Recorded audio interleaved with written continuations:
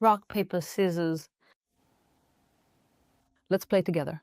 Rock, paper, scissors. I chose scissors. What about you? Greetings to you, my esteemed viewers. I'm Olga Demchuk, a researcher of the inner world of personality. Today I really am here with scissors, and the topic of our video is, why do we need communication? I'll start a little from afar. Then together we will come to the topic of communication itself. We have many different aspects, and our system is constantly trying to balance and stabilize itself. And for one aspect that might harm us, but which we cannot get rid of, our psyche creates a counterbalance. For example, we've already talked a lot about idleness and laziness, about the desire to lie down, do nothing, and this whole structure. Our complex human psyche constantly creates a sense of control, and through this rigid control, it pushes itself forward as it emulates its own internal structures and patterns. That is, if we leave ourselves with only our laziness, only our idleness, and nothing else, then in this way, we simply won't be able to obtain the good we need. We won't get it. And if a baby needs only minimal activity to get what they want, the baby prefers to smile, to be liked. And the mother, because she likes the baby, gives them what they want. But in adult life, you can't just get by with a smile, although some people still manage to do so. They continue to rely on the same mechanisms into adulthood and prefer to obtain what they want precisely by enticing, not in a sexual sense, but by being likable. And it is in this being likable they receive not the benefits they truly need, but those that another person is able to give. So let us return to our difference. When we sink into laziness, and this is quite a powerful dominant state because it is the first, the most basic one that forms within us.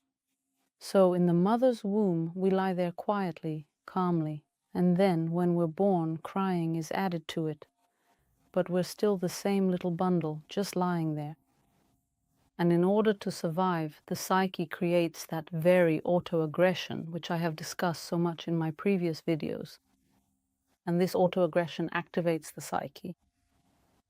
In other words, autoaggression is a desire that has not been satisfied and which pricks at our side.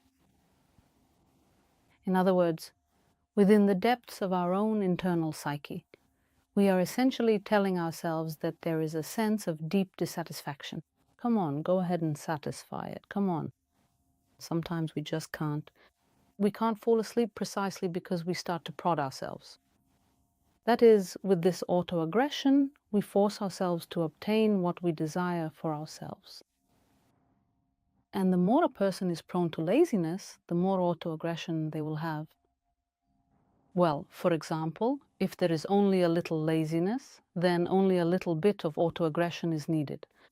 But if there is a lot of laziness, then in order for the person to become active, they need a lot of autoaggression. And why is there so much laziness? It's not always just about upbringing. It also depends on genetics, on the fate in which the person finds themselves. And through autoaggressiveness, a person has, let's say, ambition.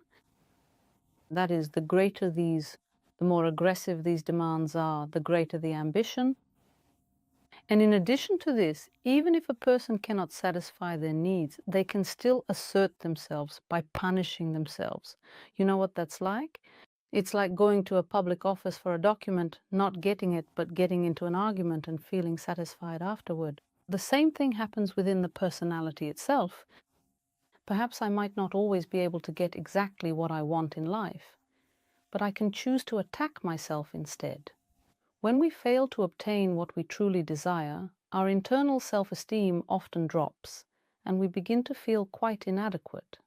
However, with the process of autoaggression, when we intentionally hurt ourselves, our sense of self-esteem actually increases. And so, the individual personality becomes both the one it strives to assert its own identity at the costly expense of, and the one who is actively performing the act of asserting. As you can imagine, this pair, this mechanism within a single personality creates a lot of trouble. That is, on one hand, I feel dissatisfied and I fall into a sense of inadequacy. When I feel inadequate, I can't stand it, and I start attacking myself. And through those attacks, I assert myself. Maybe I won't get what I want, but I will express all my anger and dissatisfaction only to myself. In this small room, inside their own psyche, a person creates a kind of perpetual motion machine. And these attacks on oneself can drive a person into depression. That is, when we fall into depression, the attacks on ourselves exceed our capacity to cope. And here, a trap appears for the person. They may want something, anything at all, and be dissatisfied because they don't get it, and they cannot reconsider this, cannot see the absurdity of what he desires, because they have this self-aggression with which they constantly scolds himself instead of reconsidering their desires. They just keep criticizing themselves. So maintaining this pair within oneself is quite difficult. The maintenance of this pair, the dissatisfaction and self-aggression, is quite a burden for the personality, as you can imagine. Communication, however, provides relief. That is, as soon as a second person appears, we immediately feel some relief.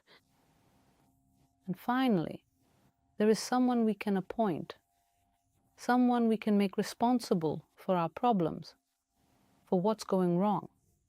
I notice this in myself.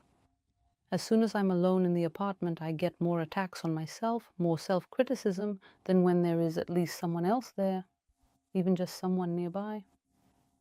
Even if that someone is, I don't know, a courier, that is, you immediately start suspecting that if something goes missing, it's someone else who is responsible. If something is broken, then it's someone else who did it. And you'll probably agree, when you realize it was you, there is still anger, but it's not as intense as the anger you feel towards someone else. You tend to justify yourself more, to defend yourself. You look for some kind of explanations so you don't attack yourself too harshly because it hurts. But with another person, they become an opportunity not to attack yourself so much. In other words, if we have no one to interact with, then this entire mechanism collapses onto the self.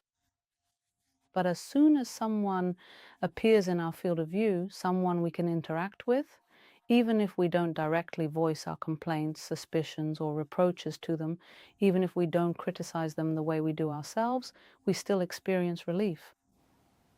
Because we no longer have to bear all the self-aggression that we have developed within ourselves. And in communicating with another person, we will always intuitively sense the size of their scissors. The scissors with which a person attacks themselves. That is, intuitively, we will understand that kind of person who has that level. We intuitively understand this. The stronger this punishing mechanism is, the more dangerous the person becomes, and we can read it. In fact, we are measuring our scissors internally, that is, the level at which we express dissatisfaction about not getting what they want. I think that intuitively, if you listen to yourself, you will be able to catch what I'm talking about. How intense of a scene or scandal a particular person might cause if things don't go the way they want them to, the way they would like. So it's as if we intuitively sense this potential for a scandal. We pick it up. And that's why we behave very carefully with those people whose intensity is heightened. And when we talk about this pushing and nagging of ourselves and pushing and nagging of another person, this activity, you see, it's a measure of impact, a measure of effort, used to obtain what is desired. That is, if what is desired is absurd, then a person simply drives themselves into a corner. They wear themselves out.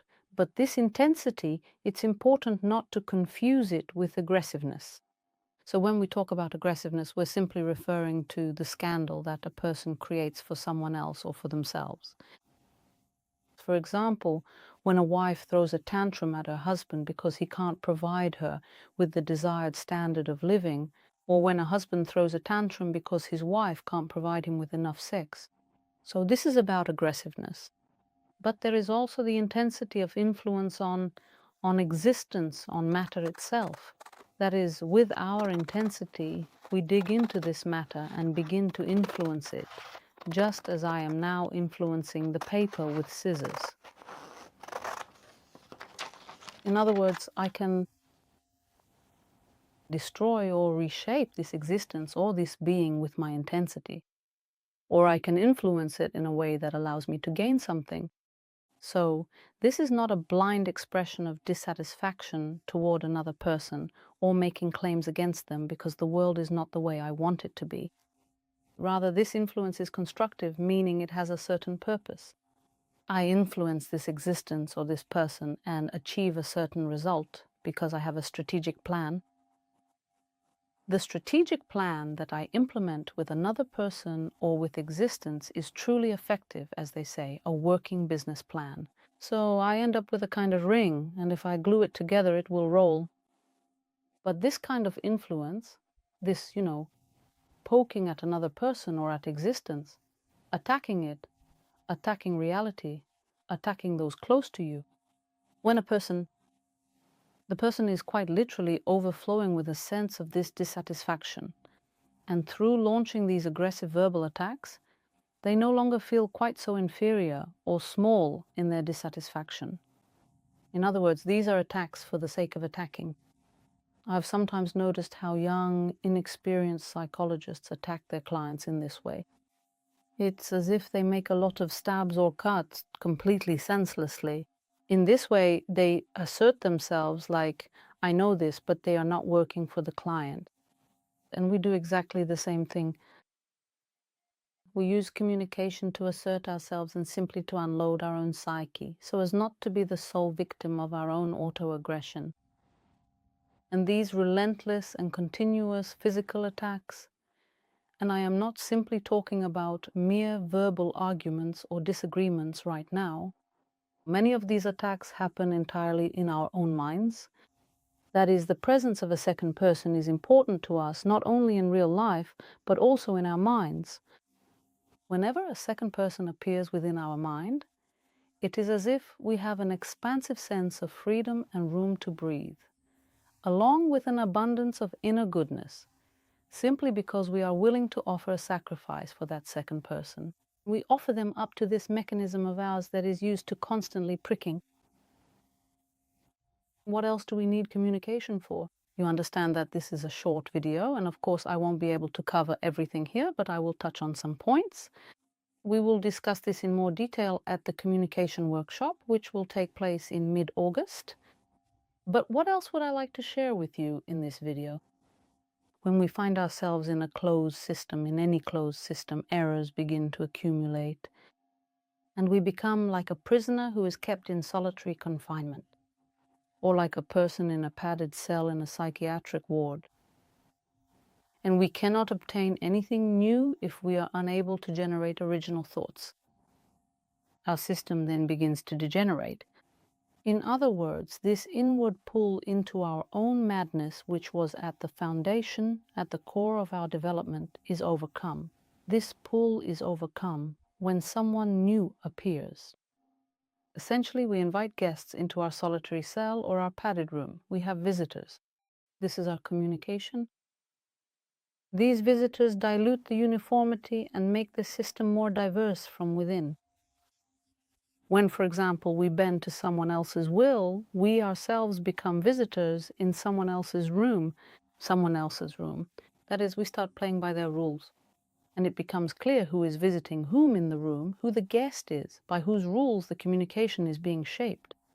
Some people who sacrifice themselves in communication are, in fact, very skilled at imposing their own rules on someone else later on.